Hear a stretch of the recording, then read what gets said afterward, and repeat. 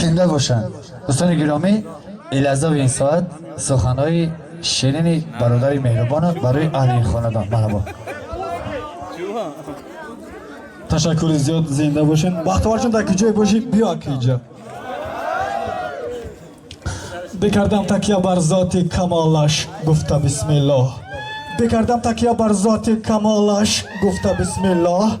منور گشت دنیای ما از نور بسم الله. به نام خداوندی بخشاینده و مهربان که پیش از آغاز آرزوها باز میگویم بسم الله. خودم های یک و یک شما را یک بار دیگر از صدق دل خیر مقدم میگم.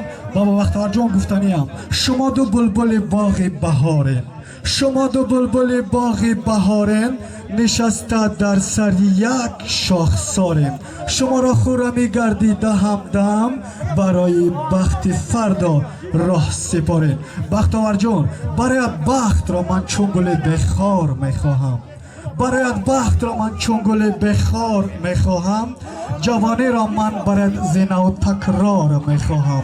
تو را جاوید میخواهم در این دنیای جاویدان. زندگی خیز را برایت 100 بار میخواهم. دوستان عزیز نگفته نماند هنرمند که سر تا پا هنر است و هنر است و هنر امروز بر خدمت ما و شما آمده است.